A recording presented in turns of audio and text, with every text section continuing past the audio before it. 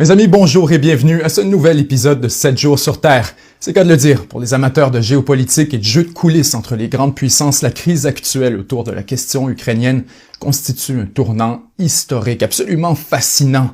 Dans nos deux vidéos précédentes sur le sujet, nous avons exposé les raisons du conflit ainsi que les options qui se présentent à Vladimir Poutine au niveau tactique et stratégique, alors que la Russie demande la fin de l'expansion de l'OTAN, l'alliance militaire entre les États-Unis, le Canada et plusieurs pays européens. Ces derniers refusent et affirment plutôt que cette expansion est nécessaire face à l'attitude de la Russie. Aujourd'hui, on va exposer une dimension nouvelle du conflit qui prend une importance majeure et qui a le potentiel de transformer l'ordre mondial tel qu'on le connaît. Au cours des dernières semaines, c'est nul autre que la Chine qui a décidé de rejoindre la partie. D'abord, la Chine a offert son appui sans équivoque aux revendications de la Russie face à l'OTAN. Ensuite, elle a offert au Kremlin toute une panoplie d'ententes commerciales à très long terme, de nouveaux débouchés pour le gaz naturel et surtout de collaboration sur les plans stratégiques et militaires. Pour certains, c'est le début d'une nouvelle alliance redoutable entre deux grandes puissances opposées à l'hégémonie américaine, un réalignement historique qui changera la trajectoire du monde et qui pourrait consolider la montée en puissance de la Chine.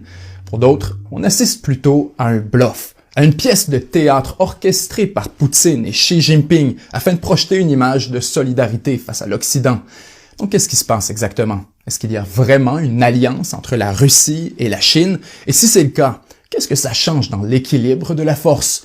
Ce sont les questions auxquelles on répond aujourd'hui et comme d'habitude, croyez-moi, rien n'est tout noir ou tout blanc. Donc allons-y.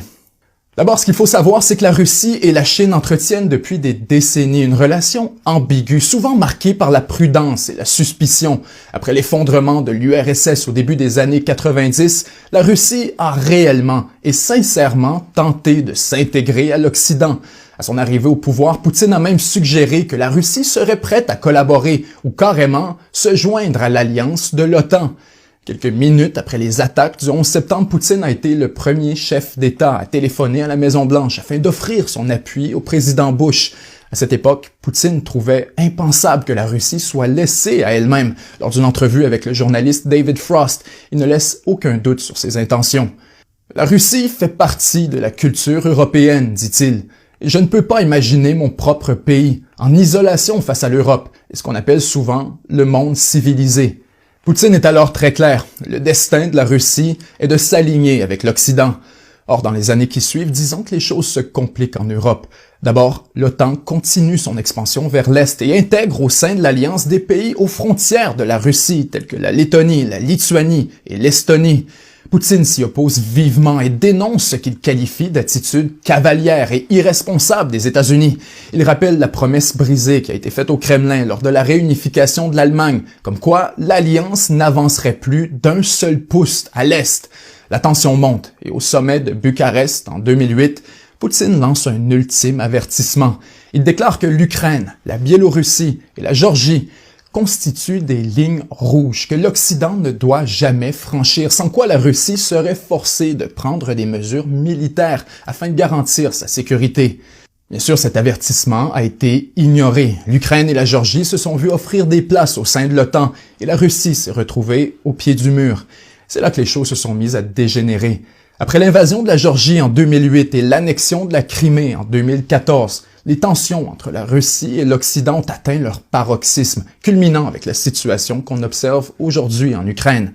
Exactement comme le redoutait Poutine quelques 20 ans plus tôt, son pays est désormais menacé d'être en isolation face à l'Europe. À travers les 20 dernières années, donc, poussé par l'attitude cavalière de l'Ouest à l'issue de la guerre froide et par des années de mésentente sur des questions fondamentales, Poutine a progressivement abandonné son projet de rejoindre l'Occident et a plutôt choisi de positionner la Russie comme une puissance mondiale alternative, un contrepoids à l'hégémonie américaine.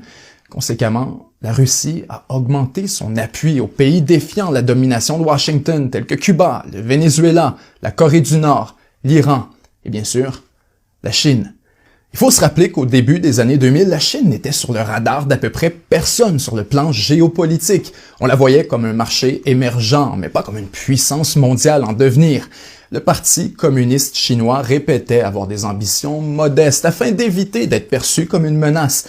Les échanges et la collaboration avec la Russie étaient relativement limités, puisque la Chine était suspicieuse et qu'elle voulait protéger son image positive auprès de l'Occident. La doctrine chinoise était la même depuis l'ère de Deng Xiaoping et inspirée des enseignements de l'art de la guerre de Sun Tzu. Cachez votre force, attendez votre heure. En 2013, à plusieurs égards, l'heure de la Chine est arrivée lorsque le président Xi Jinping a été porté au pouvoir.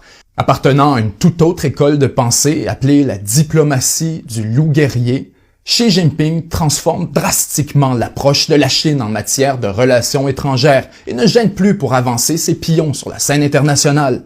Plus question de se cacher, la destinée de la Chine, c'est de remplacer les États-Unis comme puissance hégémonique et de réorganiser l'ordre mondial selon ses intérêts, exactement comme l'ont fait les États-Unis après la Deuxième Guerre mondiale.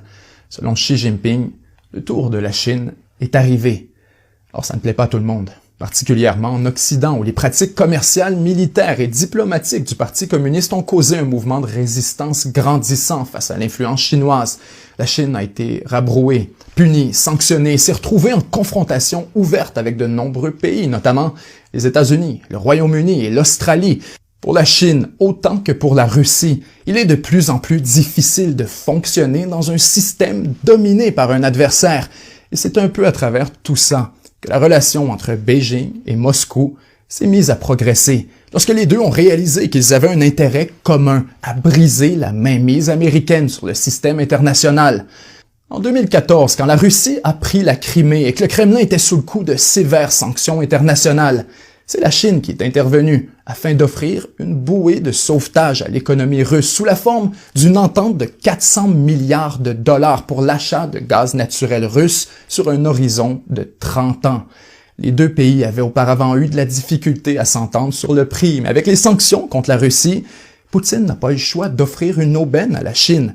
En échange d'un meilleur prix, Beijing a fourni un prêt de 50 milliards et un investissement additionnel de 25 milliards pour réaliser le projet.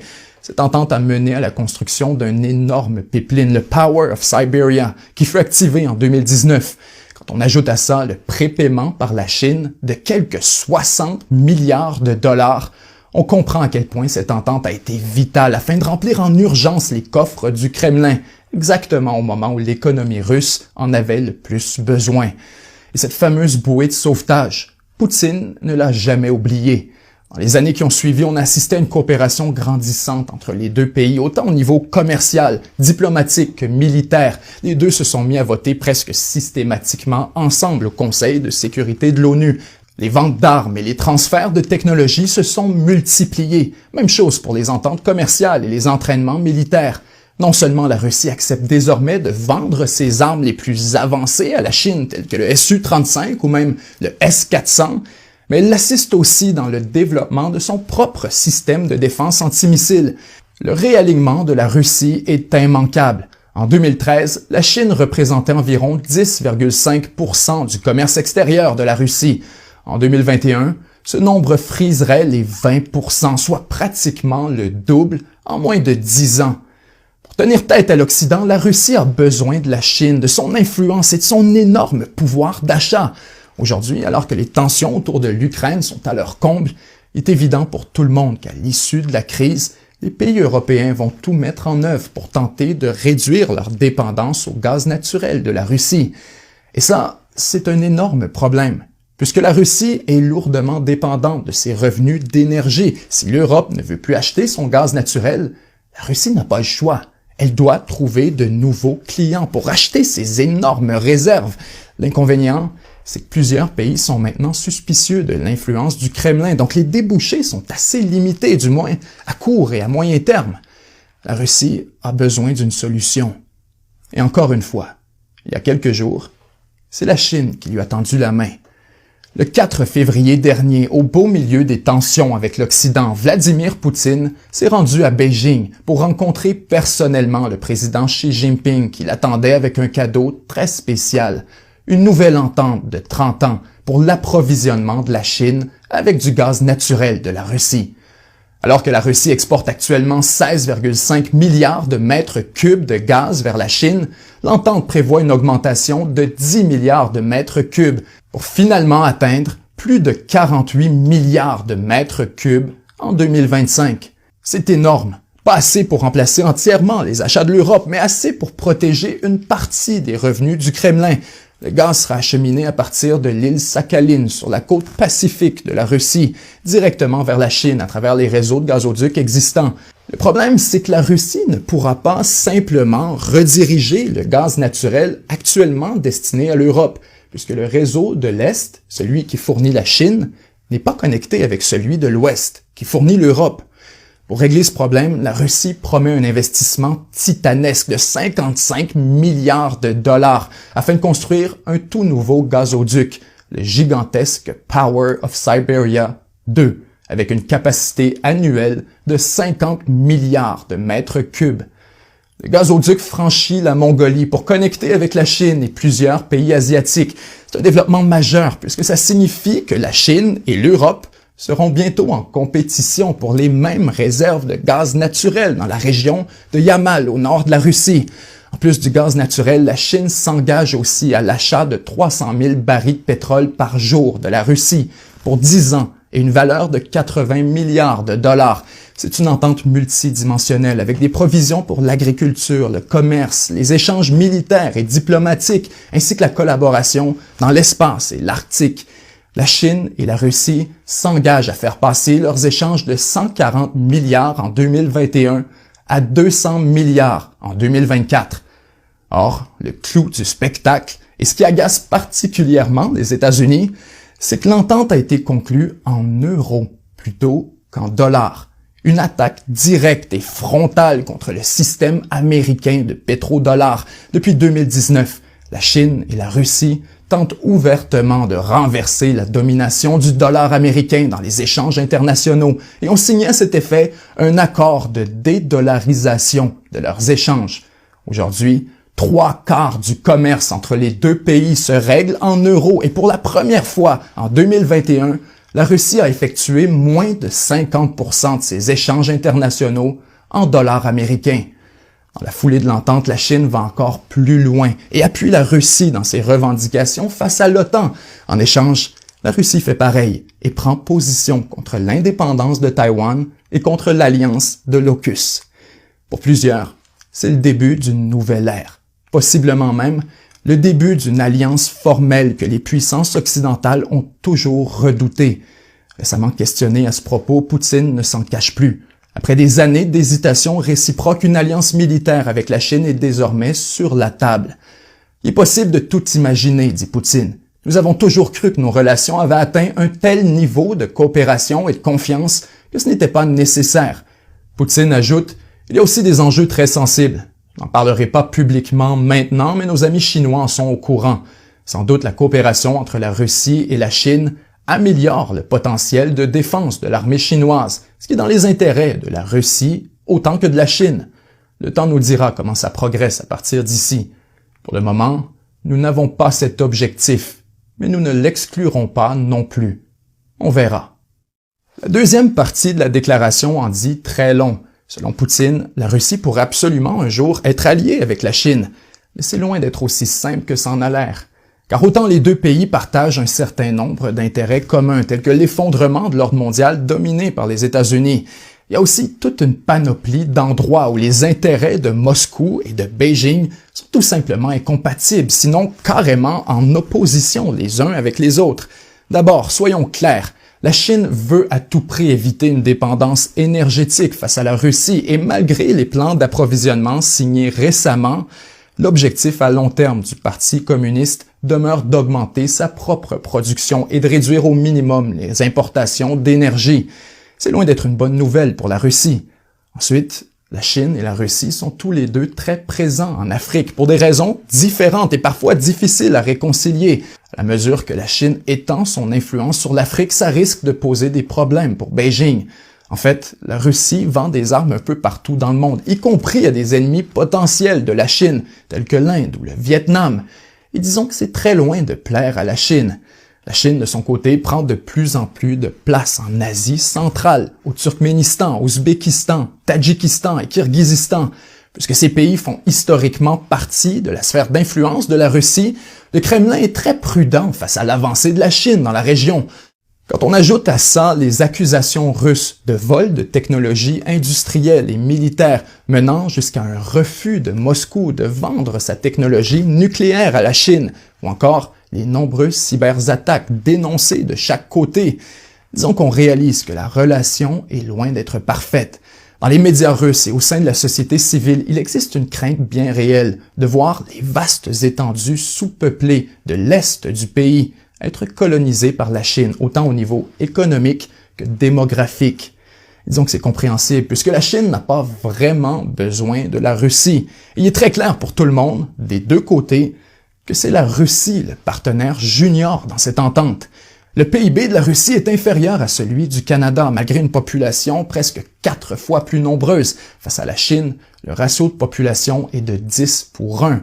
Et c'est la même chose au niveau du PIB. La Chine sort gagnante de cette nouvelle entente bien plus que la Russie. Ça peut sembler froid, mais c'est seulement la réalité. Bien sûr, Moscou obtient un appui diplomatique et symbolique important et gagne un nouveau débouché pour son gaz naturel, lui permettant de réduire sa vulnérabilité face à l'Europe. Ça, c'est très bien. Or, ça ne se fera pas sans risque ou conséquences pour la Russie. Il faut comprendre que la population russe est largement concentrée à l'ouest et conséquemment, les infrastructures y sont beaucoup plus développées. La Russie ne peut pas simplement claquer des doigts et pivoter le plus gros de son économie vers la Chine.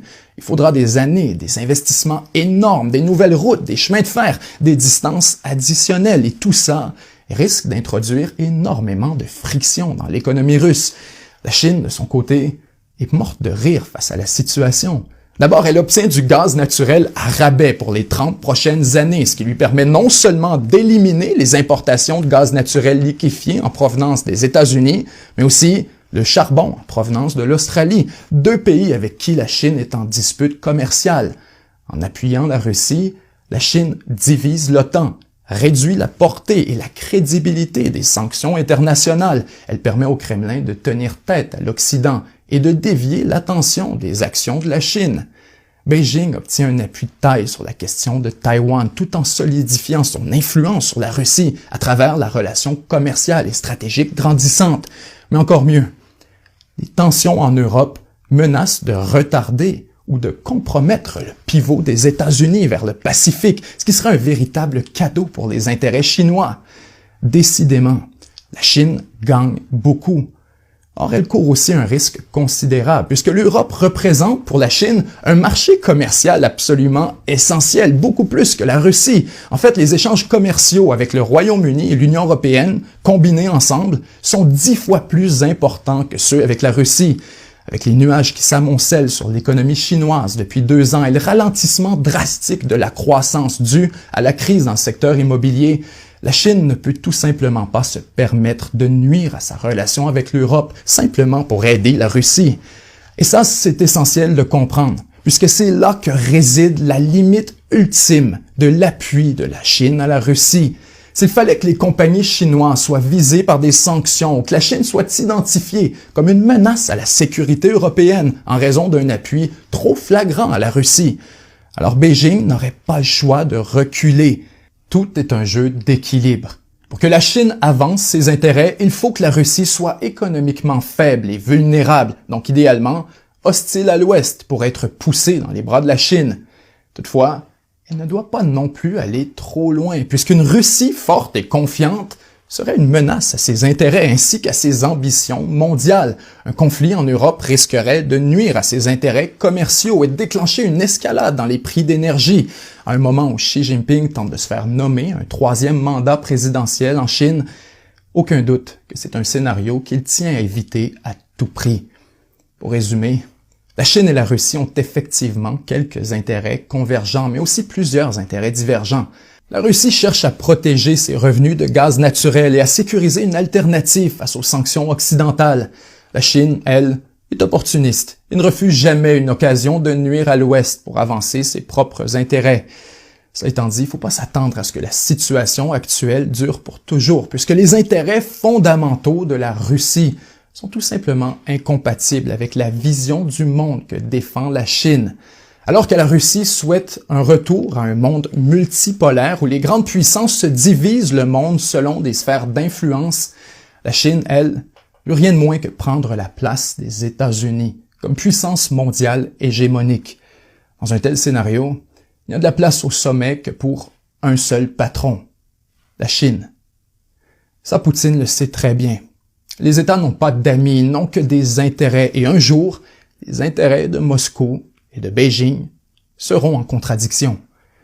D'ici là, on observe une tendance indiscutable. L'ordre mondial, tel qu'établi après la Deuxième Guerre mondiale, s'effondre à toute vitesse. Faut dire que le rapprochement entre la Chine et la Russie envoie un signal puissant à travers le monde, comme quoi il existe désormais une voie alternative à celle de l'Occident.